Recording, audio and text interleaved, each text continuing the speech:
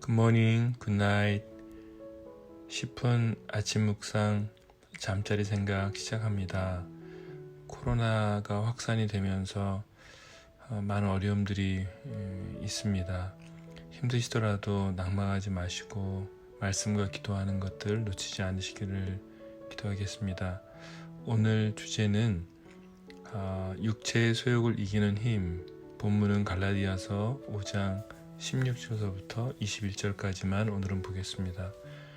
내가 이르노니 너희는 성령을 따라 행하라. 그리하면 육체의 욕심을 이루지 아니하리라.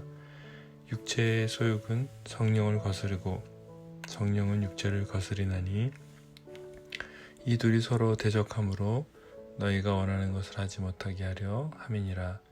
너희가 만일 성령이 인도하시는 바가 되면 율법 아래에 있지 아니하리라. 육체의 일은 분명하니 곧 음행과 더러운 것과 호색과 우상 숭배와 주술과 원수 맺는 것과 분쟁과 시기와 당 짓는 것과 분열함과 이단과 투기와 술 취함과 방탕함과 또 그와 같은 것들이라. 전에 너희에게 경계한 것 같이 경계하노니 이런 일을 하는 자들은 하나님의 나라를 유업으로 받지 못할 것이요. 16절 21절 다시 한번 읽겠습니다. 내가 이르노니 너희는 성령을 따라 행하라. 그리하면 육체의 욕심을 이루지 아니하리라. 육체의 소욕은 성령을 거스르고 성령은 육체를 거스르나니 이 둘이 서로 대적하므로 너희가 원하는 것을 하지 못하게 하려 함이니라. 너희가 만일 성령이 인도하시는 바가 되면 율법 아래에 있지 아니하리라. 육체의 일은 분명하니 곧 음행과 더러운 것과 호색과 우상 숭배와 주술과 원수 맺는 것과 분쟁과 시기와 당 짓는 것과 분열함과 이단과 투기와 술 취함과 방탕함과 또 그와 같은 것들이라.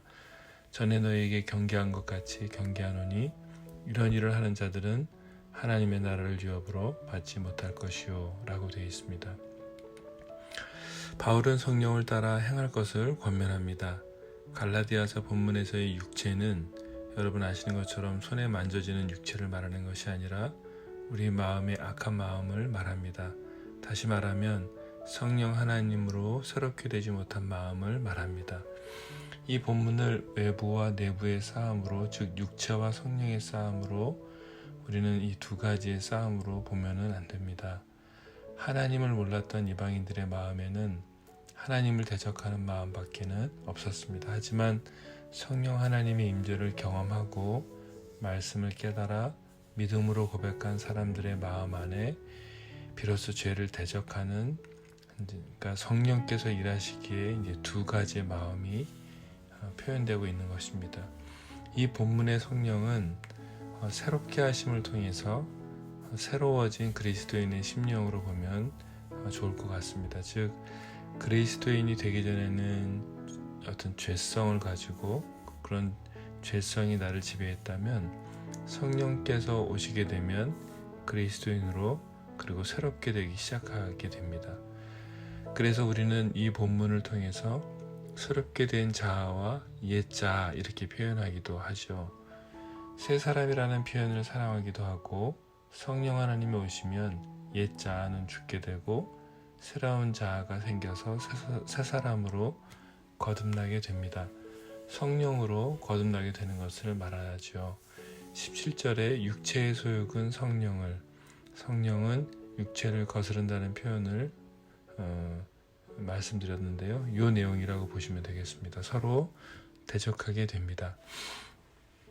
육체의 소욕이 있듯이 성령께서 원하시는 것 또한 있습니다.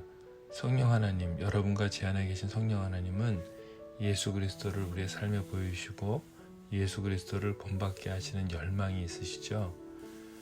그래서 육체의 마음은 율법 아래에 활동하면서 값없이 주시는 은혜의 선물은 거부하고 계속해서 자신의 의와 구원을 이루려는 소욕을 가지고 있습니다. 하나님의 선하심을 의지하지 않고 자기 스스로 구원을 얻으려고 하는 강한 갈망을 육체의 소욕이라 이렇게 말할 수 있겠습니다. 여러분, 성경 본문에 열거된 육체의 일에 대해서 간략하게 설명을 하겠습니다. 성적인 것과 관련된 단어가 3가지 등장하는데요. 음행이죠. 음행은 결혼하지 않는 사람들 사이의 성관계를 말하고요. 더러운 것은 순리에 어긋난 성적 행위와 관계를 말하고, 호색은 무절제한 성을 말합니다. 20절의 우상 숭배와 주술은 종교적인 의미의 단어이죠.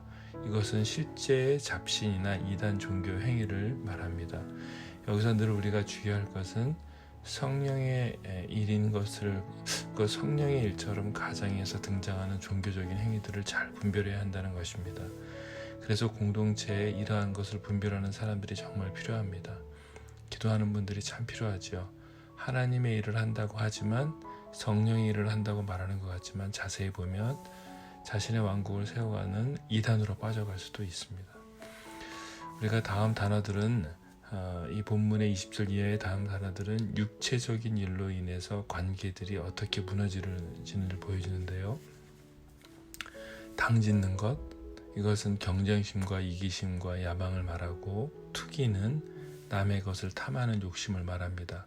시기는 건강하지 못한 심각한 결핍의 자아에서 오는 부정적인 열기와 열정과 힘을 말합니다.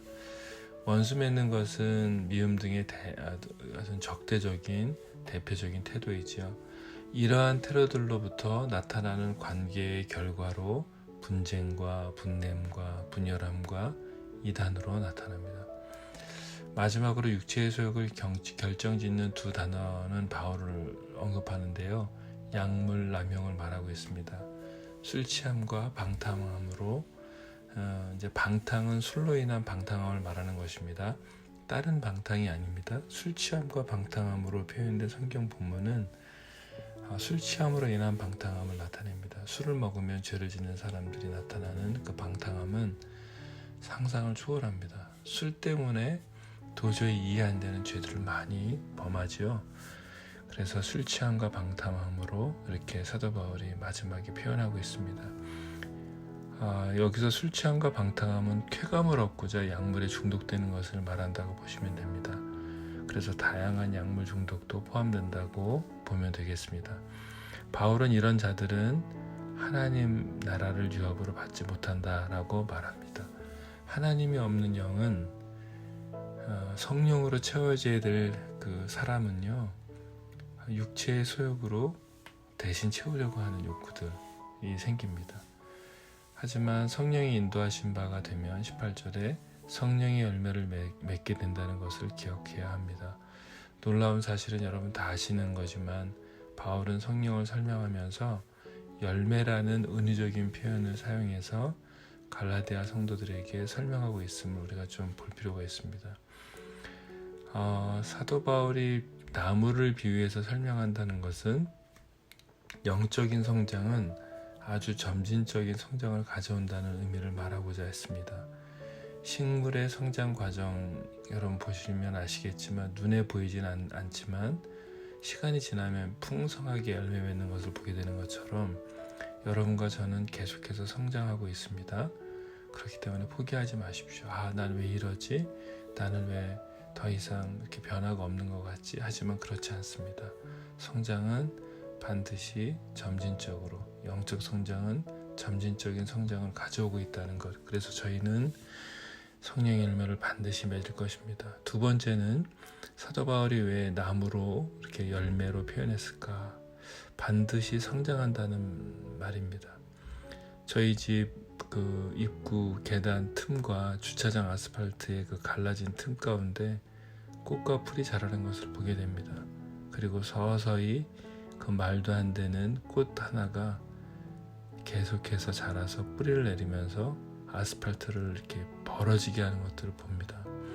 성령 하나님께서는 우리에게 반드시 성장을 주실 것입니다. 그래서 상상하지 못하는 힘으로 우리 안에 있는 문제들을 돌파하게 하나님 도우십니다. 이런 귀한 성령의 열매는 제가 다음 시간에 다시 한번 열매를 하나하나 설명을 해보겠습니다. 그래서 바울이 이 성령의 열매를 설명하면서 자신의 마음 가운데 주셨던 하나님의 계획을 우리가 볼 수 있기 때문에 우리가 하나하나씩 보도록 하겠습니다. 우리 안에 두 가지의 종류의 개가 자라고 있다고 보시면 되죠. 하나는 하얀 개, 또 하나는 검은 개입니다. 두 개가 서로 싸움을 하기 전에 어떤 개를 이기게 할까 보면 배를 꼴꼴 이렇게 굶기고 한 개에게만 계속 건강한 음식을 주면 당연히 한 개가 많이 먹은 개가 승리를 하게 되죠. 여러분들은 들으셨던 비유죠? 맞습니다. 우리가 하나님의 말씀으로 영이 살찌도록 해야 됩니다. 내 육체에 원하는 내 육체에 원하는 이 육체의 소욕을 이길 수 있는 것은 계속해서 내 안에 살아계신 이 말씀, 영의 양식을 채우지 않으면 안 됩니다. 알코올 중독으로 10년을 지내오신 분과 얘기를 나눴어요. 그분이 병원에서 의사 선생님이 이렇게 얘기했다고 합니다. 당신은 뇌의 기능이 고장나서 회복이 안 될 것이다 라고. 하지만 그분은 회복되는 것을 내가 봤습니다. 창조주 하나님이 계십니다. 그분의 말씀으로, 생각의 마음으로 내 영에 채우신다면, 그분의 말씀으로 내 생각이 그분의 마음으로 내 영에 채운다면 우리의 상한 영과 마음과 육체도 반드시 치유될 것입니다. 모든 사람들이 안 된다고, 모든 사람들이 희망이 없다고 말하지만 하나님은 어떻게 말씀하시는지 우리 한번 들어봐야 되지 않을까요? 오늘 그런 하루가 되었으면 좋겠습니다. 여러분께 긍정적인 사고나 희망 없는 어떤 말들을 통해서 그냥 말장난을 하는 것이 아닙니다. 오늘도 살아계셔서 우리를 만지시고 치유하시고 회복하시고 나와 함께 하시는 그 창조주 하나님께서 내 마음 가운데 당신의 영으로 가득 채우실 것입니다. 여러분도 그렇게 채우실 것을 기도하겠습니다. 아빠 아버지, 정말 저는 연약하고 부족합니다. 육체의 소욕이 나를 지배하도록 내어주었던 삶을 돌아봅니다. 아버지께서 제게 오셔서 내 안의 결핍을 만져주십시오. 성령 하나님으로만 내 영과 혼과 육체를 채워주십시오. 내 육체의 소욕을, 탐심을 십자가에 못 박습니다. 성령으로 살겠습니다. 성령으로 행하겠습니다. 예수님의 이름으로 기도드렸습니다. 아멘.